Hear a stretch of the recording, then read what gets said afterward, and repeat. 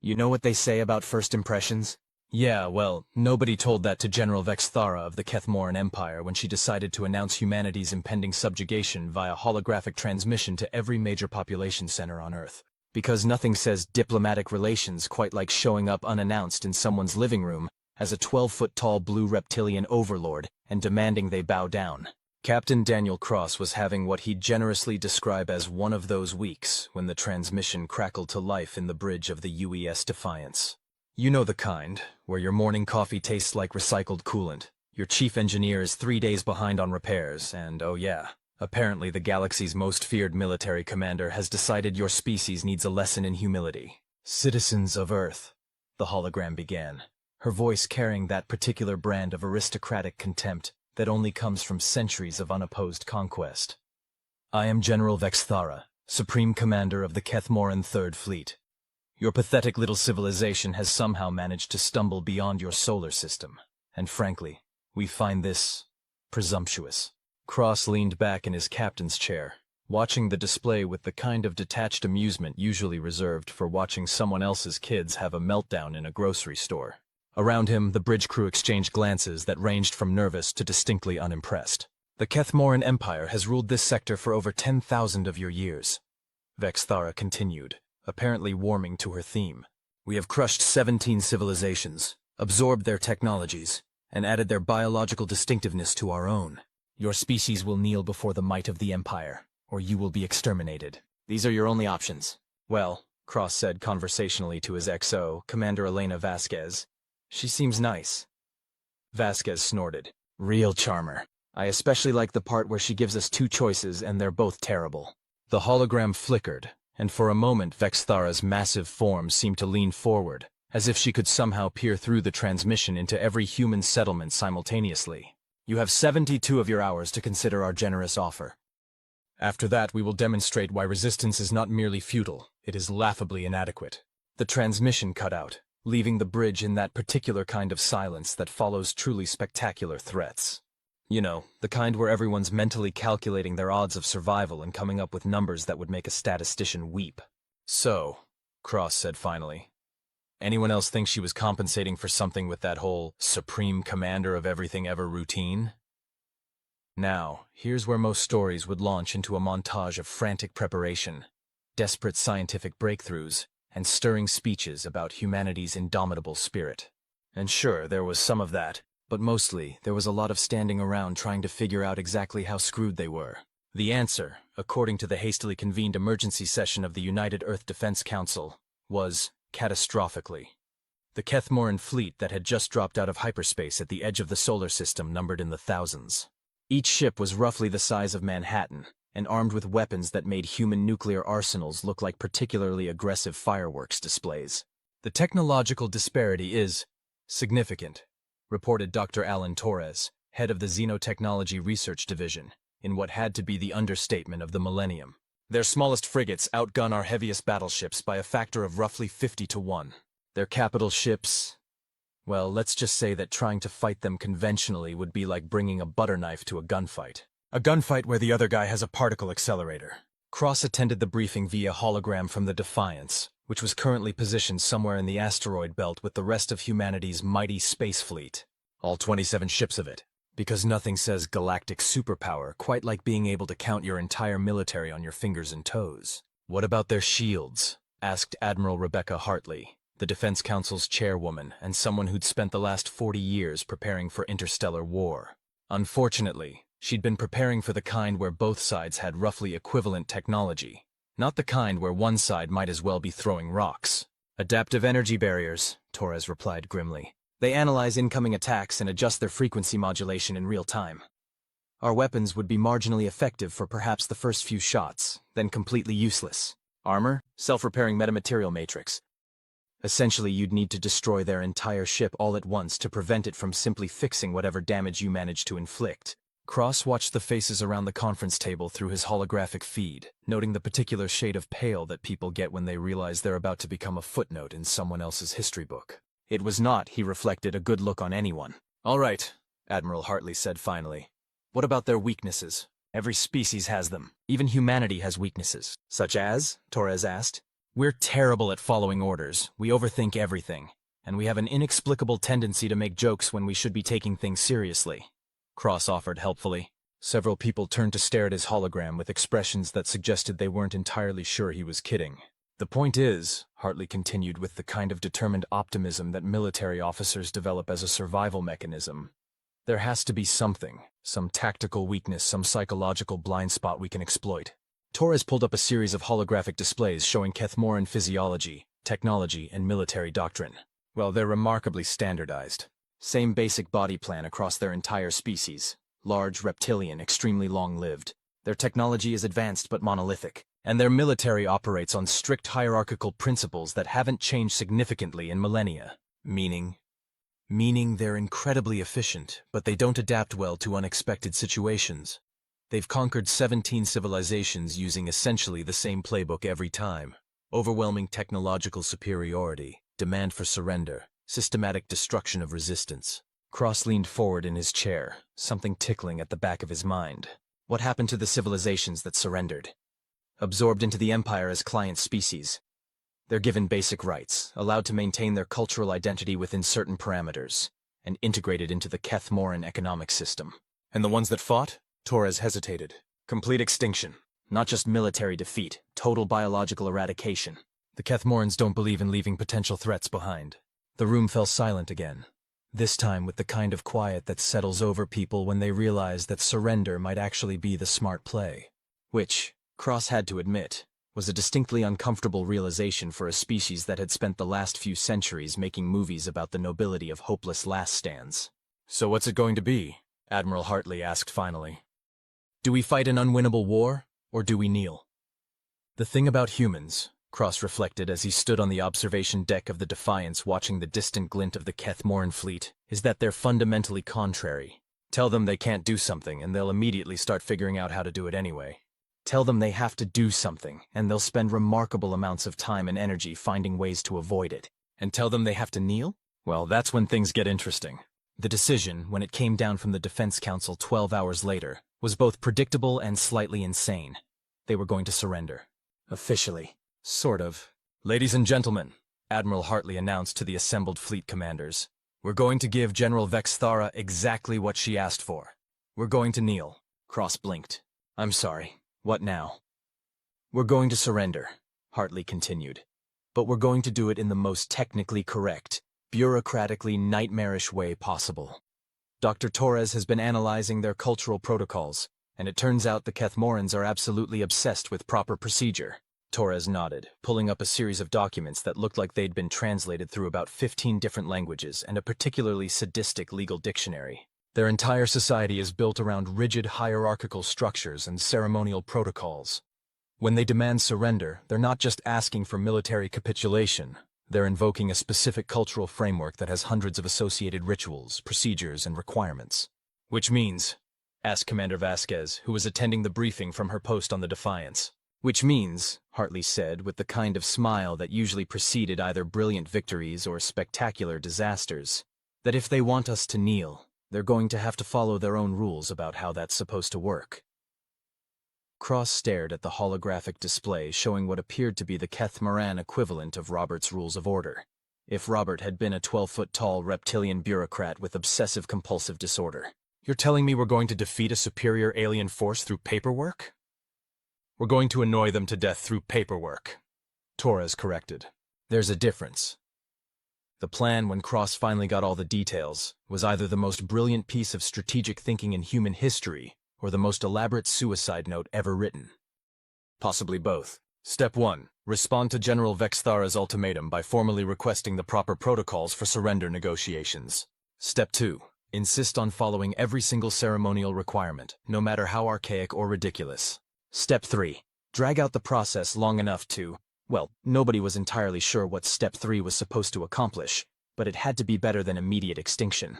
The beauty of it, Torres explained as he walked Cross through the plan, is that their own cultural programming won't let them skip steps. They've spent 10,000 years building a society where following proper procedure isn't just important, it's literally who they are. They can't just ignore their own protocols without fundamentally undermining the entire basis of their civilization. And if they decide to just blast us anyway, then we die. Torres said cheerfully. But at least we'll die having made them really, really annoyed first. Cross had to admit there was a certain appeal to the idea. If humanity was going to go out, they might as well go out being authentically human, which is to say, unreasonably stubborn and inexplicably fixated on technicalities. The response was transmitted exactly 68 hours after Vexthara's initial ultimatum, giving them just enough time to suggest they were taking the deadline seriously while still maintaining maximum dramatic tension. General Vexthara, the message began, delivered by Admiral Hartley in her most professional diplomatic voice. The United Earth Defense Council has reviewed your generous offer of subjugation and finds it intriguing. However, we must respectfully request clarification on several procedural matters before we can properly respond. What followed was 17 pages of meticulously researched questions about Kethmoran surrender protocols, including such gems as, what is the precise kneeling posture required for species with bilateral symmetry? And, are there specific vocalizations that must accompany the submission ceremony? And Cross's personal favorite.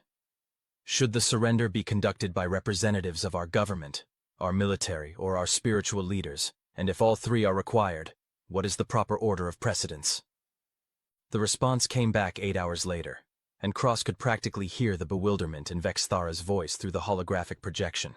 Human delegation, she said, apparently having some difficulty with the concept. Your queries are unusually detailed. Most species simply kneel when instructed to do so. Ah, Admiral Hartley replied smoothly. But we wouldn't want to accidentally offend through improper procedure. We understand that the Kethmoran Empire places great value on proper protocol, and we wish to show appropriate respect. Cross watched Vexthara's expression shift through several interesting configurations. Suspicion, confusion, and what might have been the beginning of a migraine played across her reptilian features like clouds passing over an alien sun. Very well, she said finally. I will transmit the complete ceremonial requirements. You will have 24 hours to comply once you receive them. The transmission ended, and Cross found himself grinning despite the circumstances. Did she just take the bait? Oh, she took it, Torres said, practically bouncing with excitement. Do you have any idea how complex Kethmoran ceremonial protocols are? We're talking about a civilization that has specific rituals for everything from declaring war to ordering lunch. Their surrender ceremony is going to be... He paused, apparently overcome by the sheer magnitude of bureaucratic possibility. How complex are we talking here? Vasquez asked. Torres pulled up a preliminary analysis on his tablet. Well, based on what I've been able to extrapolate from their other cultural practices, somewhere between a papal coronation and filing your taxes in triplicate. The Kethmoran ceremonial requirements, when they finally arrived, were everything Torres had hoped for and more.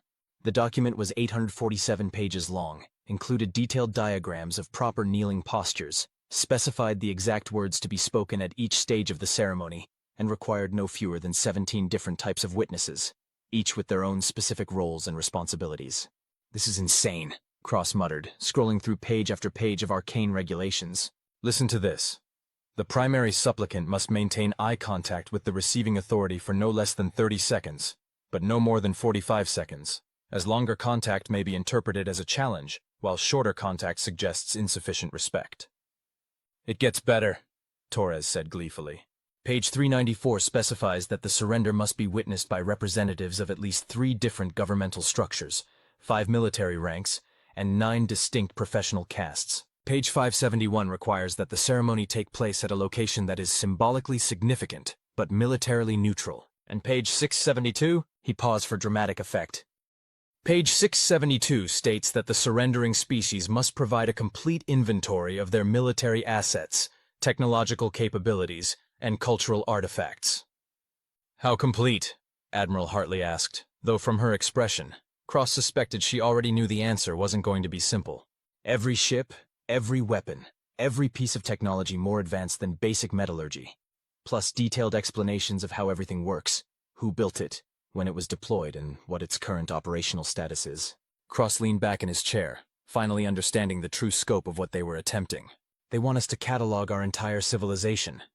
In triplicate, Torres confirmed, with proper authentication seals and sworn affidavits from appropriate authorities. The beauty of it was becoming clear. Humanity's space fleet might be pathetically small by galactic standards, but their bureaucracy was absolutely world-class.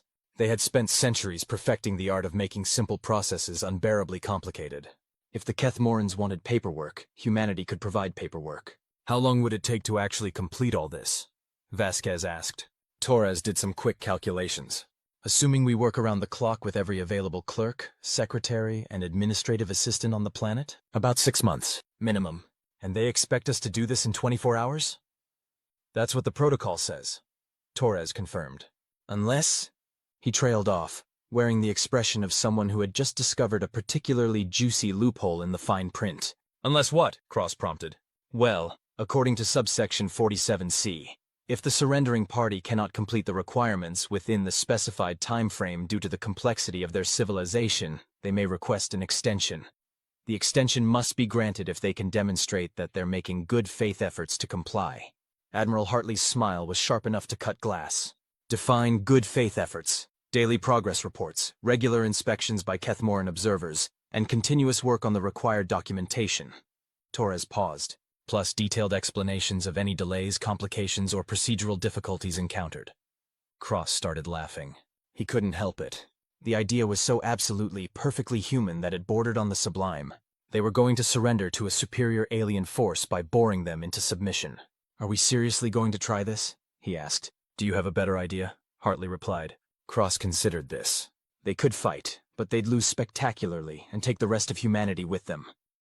They could surrender immediately, but that would mean spending the rest of eternity as junior partners in someone else's empire. Or they could embrace the chaos, lean into the absurdity, and see what happened when an unstoppable force met an immovable bureaucracy. When he put it like that, there really wasn't much of a choice. All right, he said.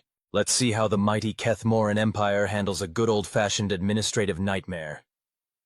The initial response was transmitted 18 hours after receiving the ceremonial requirements, cutting things close enough to suggest urgency, while leaving enough time to demonstrate that they were taking the process seriously. General Vexthara, Admiral Hartley began. We have reviewed the ceremonial requirements, and are honored by the complexity and dignity of Kethmoran traditions. However, we must respectfully request an extension to properly complete the documentation process. What followed was a masterpiece of bureaucratic theater.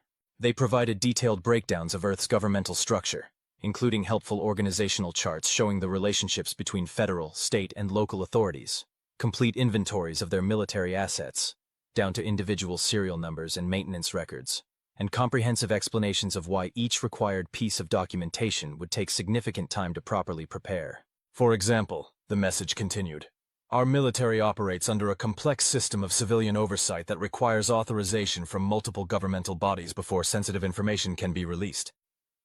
The process of obtaining proper clearance for the requested technical specifications will require coordination between 17 different agencies, each with their own internal review procedures. Cross watched the transmission with something approaching professional admiration.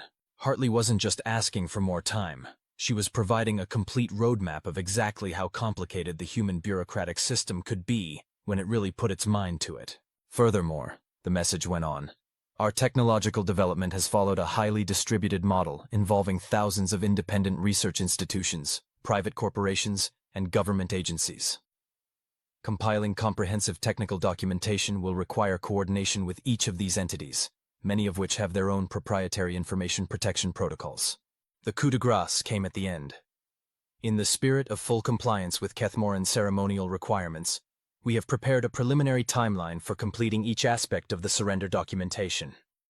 We estimate this process will require approximately 4 months, during which time we would be honored to host Kethmoran observers to verify our progress and provide guidance on proper procedural compliance. The transmission ended, and the bridge of the Defiance fell silent as everyone contemplated what they had just witnessed. Did we just invite them to supervise our surrender? Vasquez asked finally. We invited them to participate in the most elaborate, time-consuming, and thoroughly documented surrender in galactic history, Cross corrected. There's a difference. General Vexthara's response came back 6 hours later, and Cross had to give her credit. She was clearly struggling with a situation that fell completely outside her experience. Human delegation, she began, and Cross could hear the strain in her voice. Your thoroughness is noted. However, the Kethmoran Empire does not typically engage in extended surrender negotiations. A pause, during which Cross imagined her consulting with advisors who were probably as confused as she was. Nevertheless, she continued, we acknowledge the complexity of your governmental structure and the apparent scope of your technological development. We will dispatch observers to monitor your compliance efforts. You have 60 days to complete the required documentation. 60 days. Cross had to admit, he'd been expecting her to refuse outright, or just start shooting. The fact that she was actually engaging with their bureaucratic gambit suggested that Torres had been right about Kethmoran cultural programming. They literally couldn't ignore their own protocols, even when dealing with a species that was clearly gaming the system. Think she's suspicious? Vasquez asked. Oh, she's absolutely suspicious, Cross replied. But she's also stuck. She demanded a formal surrender. We're giving her a formal surrender, and her own cultural rules won't let her complain about us being too formal. The next week was a masterclass in organized chaos. Teams of clerks, administrators, and military personnel across the solar system threw themselves into the task of documenting human civilization with the kind of obsessive attention to detail usually reserved for tax audits and insurance claims. The military inventory alone was a work of art. Every ship, every weapon, every piece of equipment was cataloged with serial numbers, technical specifications, deployment history, and current operational status. The UES Defiance entry, for example, was 17 pages long and included everything from the ship's original construction contracts to the maintenance logs for the coffee dispenser in the crew lounge. But the real genius was in the civilian documentation. Someone, Cross suspected Torres, had decided that if they were going to catalog human technology, they needed to be thorough, which meant documenting not just military hardware but everything.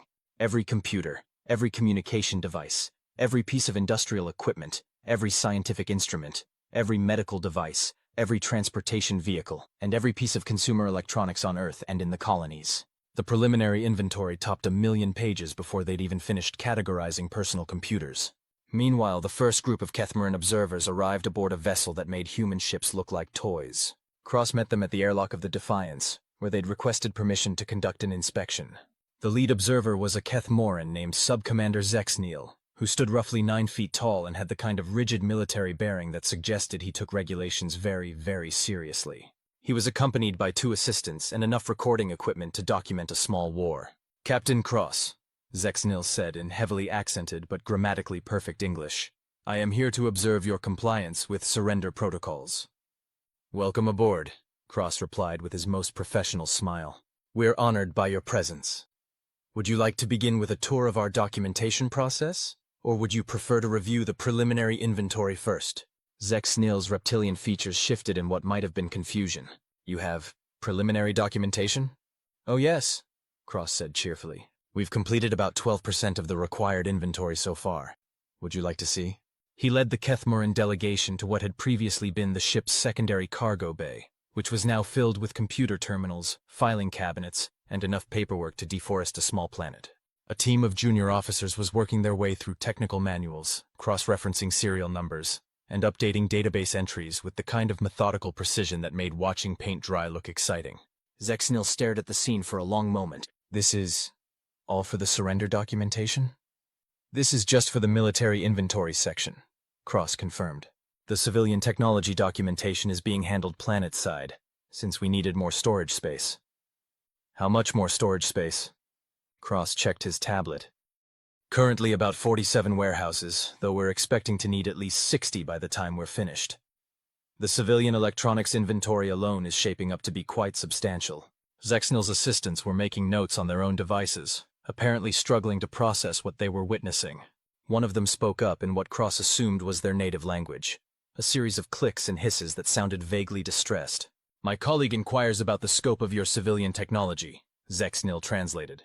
This seems extensive for a species that has only recently achieved interstellar travel. Well, Cross said thoughtfully, we've always been rather fond of gadgets. Plus, our economic system encourages rapid innovation and mass production. Most of our citizens own dozens of electronic devices, and our manufacturing sector produces millions of new items every day. He pulled up a sample page from the civilian inventory on his tablet. For example, this is just the preliminary documentation for personal communication devices in the North American sector.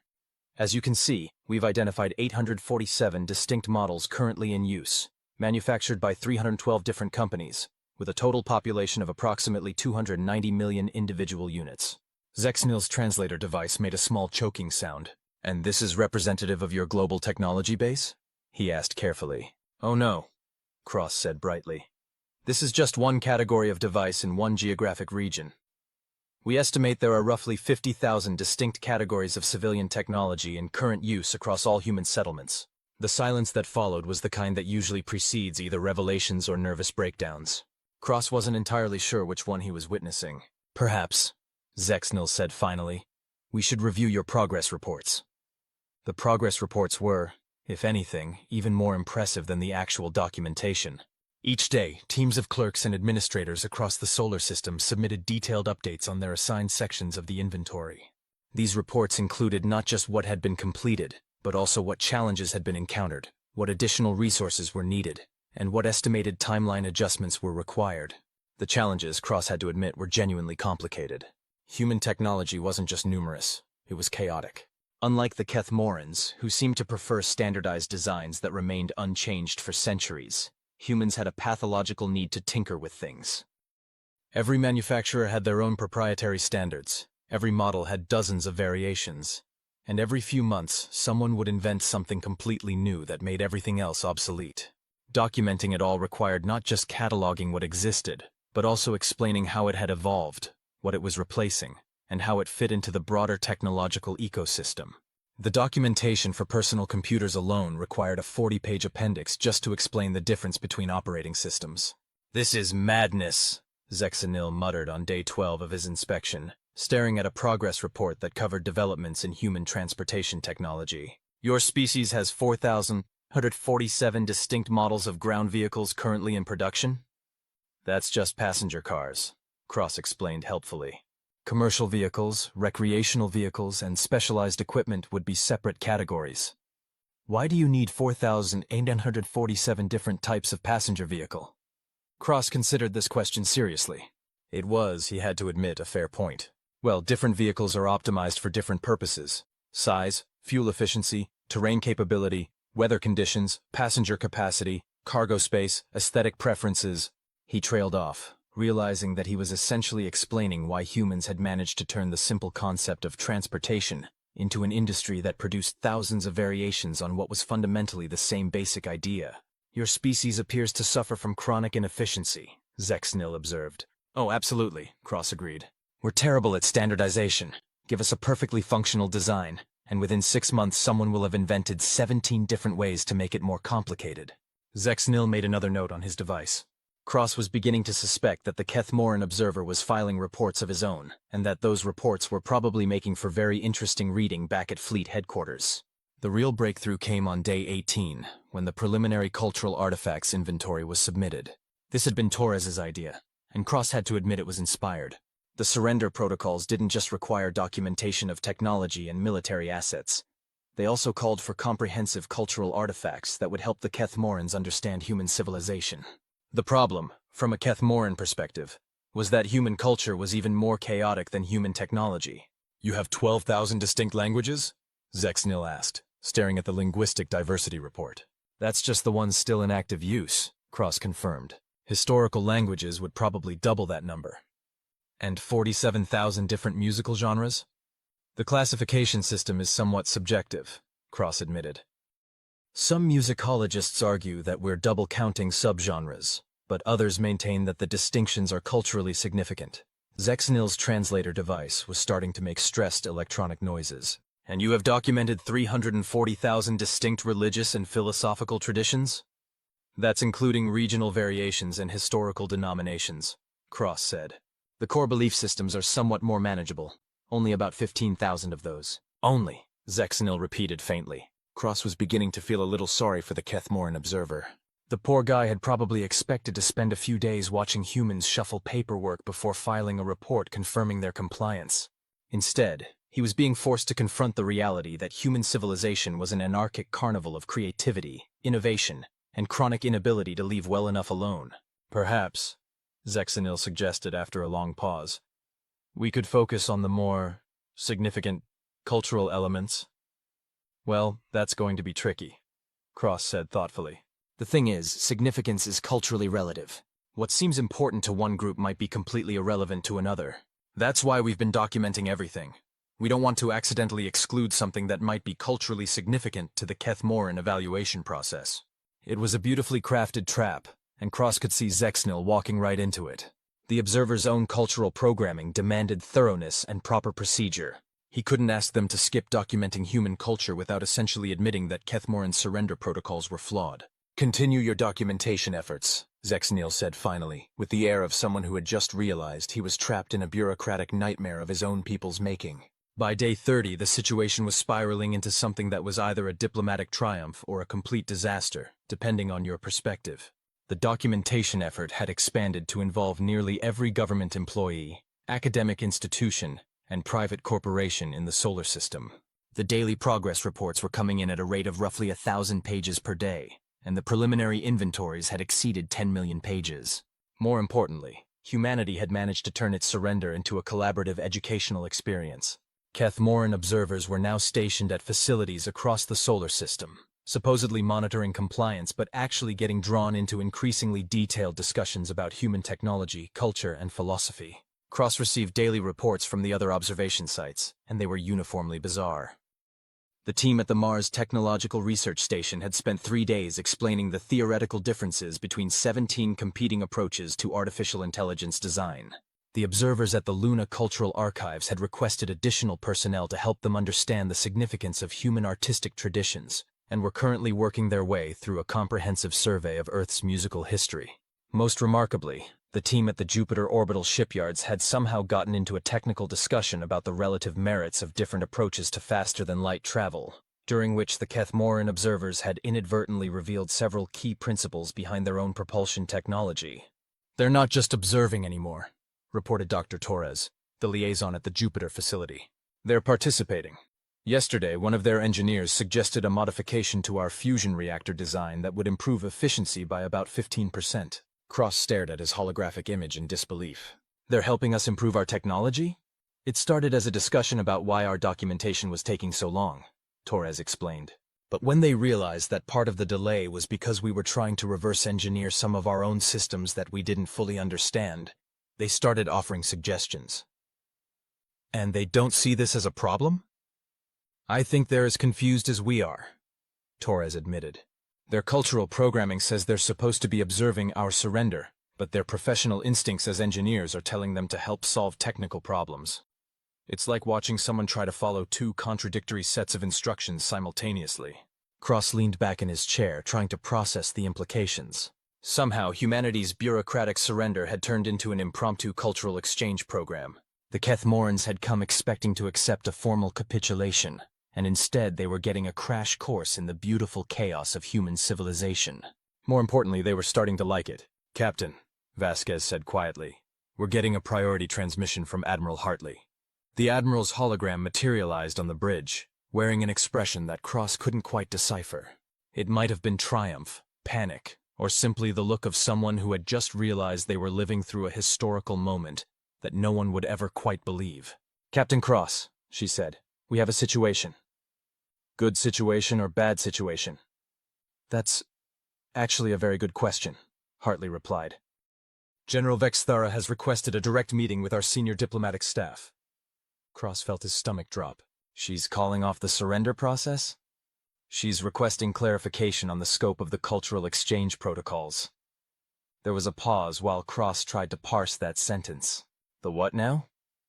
"Apparently," Hartley said with the kind of careful precision that suggested she was still trying to believe it herself, "several of her observation teams have submitted reports recommending formal diplomatic and technological exchange agreements with humanity." Cross blinked. "They want to trade with us?" "They want to trade with us, learn from us, and possibly establish permanent cultural liaison offices." Hartley paused. "Captain, I think we accidentally convinced them that we're more interesting as allies than as subjects." The meeting with General Vexthara took place aboard her flagship, a vessel so large that it had its own weather patterns. Cross attended as part of the human diplomatic delegation, along with Admiral Hartley, Dr. Torres, and a half-dozen other officials who had spent the last month orchestrating humanity's most elaborate bureaucratic gambit.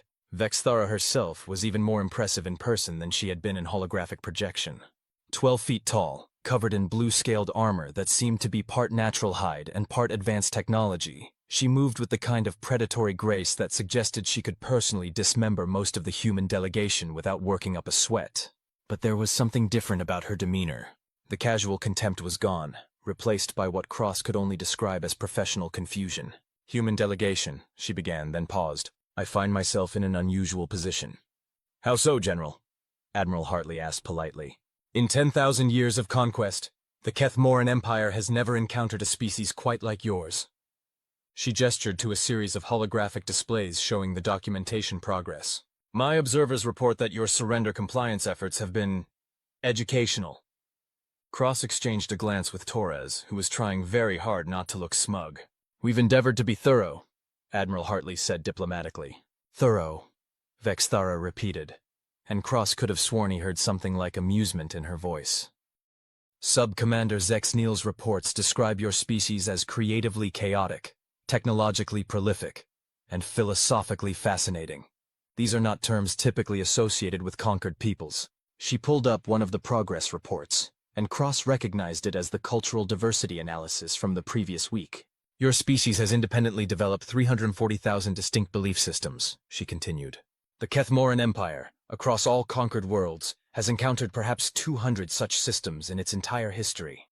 Your single planet contains more philosophical diversity than our entire galactic sector." "We've always been rather fond of overthinking things," Cross offered. Vexthara's reptilian features shifted in what might have been a smile. "Indeed. My technology assessment teams report similar findings. Your species has developed 47 different approaches to faster-than-light communication, 23 distinct methods of artificial intelligence architecture, and 156 separate theoretical frameworks for quantum mechanics. Most civilizations master one approach to each field and consider the problem solved." "Where's the fun in that?" Torres asked, apparently unable to help himself. "Fun," Vexthara repeated, as if the word were foreign to her. "Yes, that appears to be a significant factor in your technological development. My observers report that many of your innovations seem to have been developed not because they were necessary, but because someone found the challenge entertaining." She paused, studying the human delegation with an expression that Cross was beginning to recognize as genuine curiosity. "This presents me with a dilemma," she continued. "The standard Kethmoran approach to newly encountered civilizations assumes that absorption into the Empire represents an improvement to their condition. We offer superior technology, galactic citizenship, and protection in exchange for loyalty and tribute." "Sounds reasonable," Admiral Hartley said carefully. "However," Vexthara said, "my technical teams have identified 17 human innovations that represent significant advances over current Kethmoran technology. My cultural advisors report that human artistic and philosophical traditions offer unique perspectives that could enrich Imperial society. And my strategic analysts suggest that human creativity and adaptability could provide valuable capabilities for future Imperial operations." Cross was beginning to see where this was heading, and he wasn't sure whether to be excited or terrified. "What are you saying, General?" Admiral Hartley asked. "I am saying," Vexthara replied with the air of someone making a decision that was going to cause tremendous headaches for her superiors, "that the Kethmoran Empire would be interested in negotiating a formal alliance rather than a conquest." The human delegation sat in stunned silence for a moment, processing what they had just heard. "An alliance?" Torres asked finally. "A partnership," Vexthara confirmed. "Cultural and technological exchange, mutual defense agreements, shared research initiatives. Your species would retain full autonomy over your territory and government while gaining access to Imperial resources and protection." Cross leaned forward, hardly daring to believe what he was hearing. "And in exchange?" "In exchange, you continue being yourselves," Vexthara said simply. "Your chaos, your creativity, your inability to leave well enough alone. The Empire has grown, perhaps too rigid in its approaches. We could benefit from exposure to your particular brand of innovative thinking." She paused, then added with what was definitely amusement. "Also, my observers have developed a deep appreciation for human bureaucratic thoroughness. Sub-Commander Zexnil has requested permanent assignment to your documentation project. He finds it intellectually stimulating." Admiral Hartley cleared her throat. "General, this is a remarkable offer, but I have to ask, what happens if we decline?" Vexthara considered this. "Then you complete your surrender documentation, submit to Imperial authority, and become a client species, which, based on my observations, would be a tremendous waste of your potential. And if the Imperial High Command disagrees with your assessment? Then I will spend considerable time explaining to them why conquering a species that has managed to turn a surrender negotiation into a graduate-level seminar on comparative civilization studies might not be the most efficient use of Imperial resources." Cross started laughing. He couldn't help it. The absurdity of the situation was just too perfect. Humanity had set out to delay their own conquest through bureaucratic incompetence, and instead they had accidentally convinced their would-be conquerors that they were too interesting to subjugate. "Captain Cross," Vexthara said, "you find this amusing?" "General," Cross replied, wiping tears from his eyes. "My species just talked its way out of extinction by being too weird to conquer." "Yeah, I find that pretty funny." Vexthara's expression shifted again, and Cross realized she was actually smiling. It was a predatory, reptilian smile, but it was definitely genuine amusement. "Your species," she said, "is going to fit in very well with the Empire." The formal alliance negotiations took another 3 months, which was actually remarkably fast by both human and Kethmoran standards.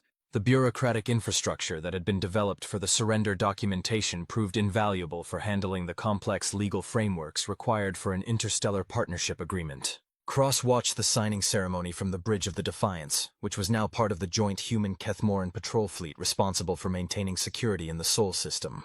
It was, he reflected, a considerable improvement over their previous assignment of sit around waiting to be vaporized. The ceremony itself was conducted according to both human and Kethmoran diplomatic protocols, which meant it took nearly 6 hours and required participation from representatives of 17 different government agencies, 12 Kethmoran military ranks, and 23 distinct professional castes. It was, in other words, exactly the kind of elaborate, overcomplicated, bureaucratically intensive process that both species had apparently been designed to appreciate. "Think it'll work?" Vasquez asked, joining him at the observation deck. Cross considered the question.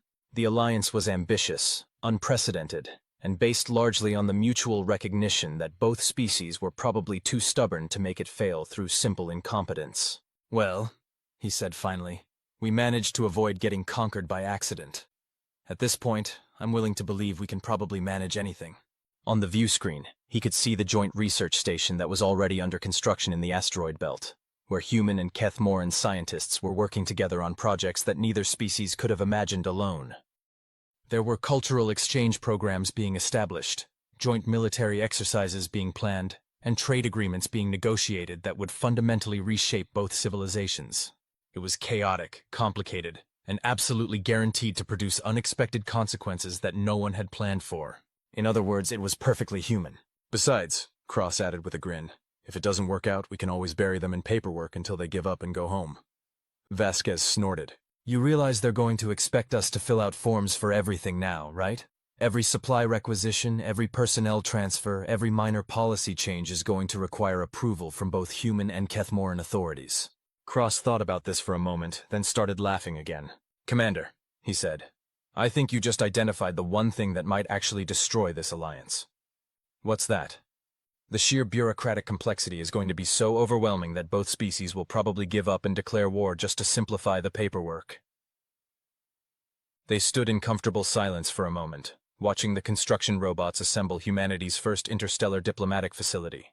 It was going to be magnificent, overcomplicated, and probably require its own dedicated administrative staff just to keep track of all the different regulatory requirements. "You know what the best part is?" Cross said finally. "What's that?" "General Vexthara still has no idea that we never actually intended to surrender in the first place." Vasquez raised an eyebrow. "We didn't?" Cross grinned. "Elena, did you really think a species that spent the last century making movies about the nobility of hopeless last stands was going to just roll over and submit to alien overlords?" "So what was the plan?" "There was no plan," Cross admitted. "We were just going to be as difficult and annoying as possible until something interesting happened." "And something interesting did happen." "Something interesting did happen," Cross confirmed. "We accidentally became allies with the most powerful military force in the galaxy by being too chaotic for them to process." Vasquez shook her head in amazement. "Only humans would stumble into interstellar diplomacy through bureaucratic warfare." "Hey," Cross said. "It worked, didn't it?" On the view screen, the first shuttle full of human cultural attachés was docking with a Kethmoran diplomatic vessel, beginning what was probably going to be the most interesting and confusing cultural exchange program in galactic history.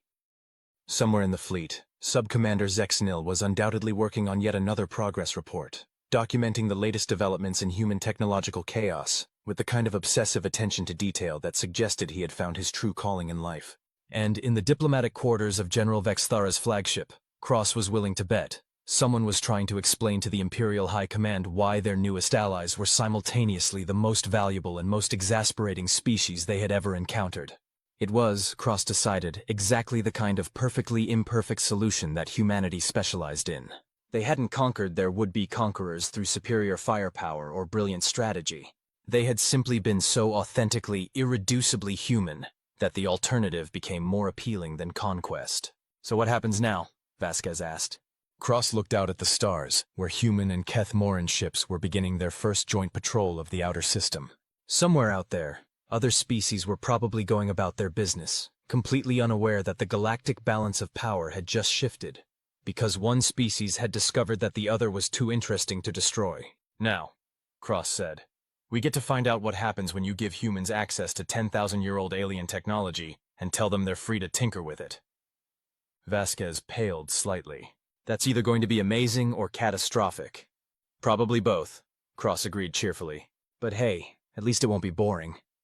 And as the Defiance moved into formation with its new Kethmoran partnerships, Cross couldn't help but think that maybe, just maybe, the universe had been waiting for exactly this kind of beautiful chaos all along. Epilogue.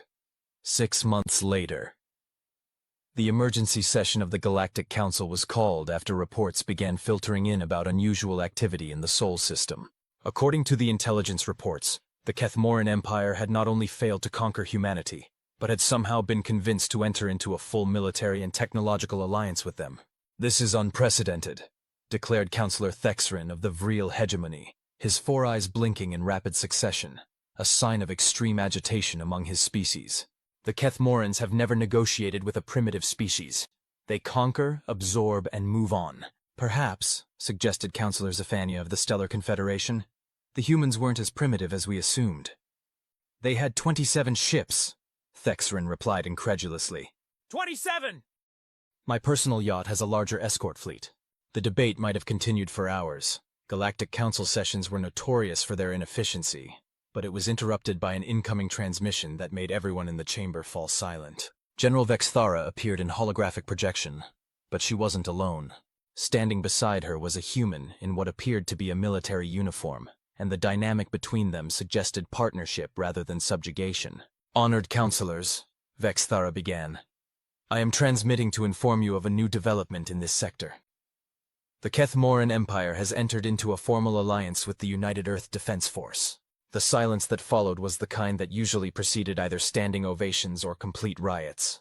"As part of this alliance," Vexthara continued, "we will be establishing joint research facilities, cultural exchange programs, and combined military operations. We anticipate that this partnership will significantly enhance the security and prosperity of this region." Councillor Thexrin found his voice first. "General Vexthara, surely you cannot be serious. These humans are barely capable of interstellar travel." The human beside Vexthara stepped forward. "Councillor Thexrin, I'm Admiral Rebecca Hartley of the United Earth Defense Force. While it's true that humanity is relatively new to interstellar civilization, we've found that our partnership with the Kethmoran Empire offers significant advantages to both species." "What possible advantages could you offer the Kethmoran Empire?" demanded Councillor Zephania. Admiral Hartley and General Vexthara exchanged what could only be described as a conspiratorial look. "Well," Hartley said with a slight smile, "for starters, we've helped them reduce their military logistics overhead by approximately 30% through improved efficiency protocols. We have also," Vexthara added, "gained access to human innovation methodologies, which have already produced 17 significant technological improvements to Imperial systems. But most importantly," Admiral Hartley continued, "we've discovered that our combined capabilities are considerably more effective than either species operating independently." To demonstrate this point, the transmission shifted to show the joint human Kethmoran fleet conducting training exercises in the outer Sol system. The display was impressive enough, but what really caught the Council's attention was the tactical coordination between the two forces. Human ships, still small by galactic standards, were seamlessly integrated with Kethmoran vessels in formations that maximized the strengths of both fleets. "As you can see," General Vexthara said, "our alliance has proven mutually beneficial." The transmission ended, leaving the Galactic Council in stunned silence. "Did they just—" Councillor Thexrin began. "Threaten us?" Councillor Zephania finished. "I think they might have." It wasn't exactly a threat, but the message was clear enough. The Sol system was now under the protection of the most feared military force in the galaxy, backed by the most creatively unpredictable species anyone had encountered in recent memory. The political implications were staggering. "Well," Counselor Thexrin said finally, "this should be interesting." And in the observation lounge of the UES Defiance, Captain Daniel Cross raised a glass of synthol in a toast to his Kethmaran counterpart, Sub-Commander Zexnil, who had indeed received permanent assignment to the human fleet and seemed to be thoroughly enjoying his new role as intercultural liaison officer. "To bureaucratic warfare," Cross said. "To the most entertainingly complicated alliance in galactic history," Zexnil replied in his steadily improving English. They drank, and outside the viewport, the stars stretched away toward a future that was going to be anything but predictable. After all, they had just turned the galaxy's most efficient conquerors into partners in humanity's ongoing project of making everything more complicated than it needed to be. It was, Cross thought with satisfaction, exactly the kind of victory that only humans could have achieved. Accidental, improbable, and absolutely guaranteed to annoy everyone else in the galaxy. And that, he decided, was probably the most human outcome possible. The end. If you enjoyed this story and want more cinematic sci-fi like this, support the channel. Click the link in my bio to help me keep these stories alive.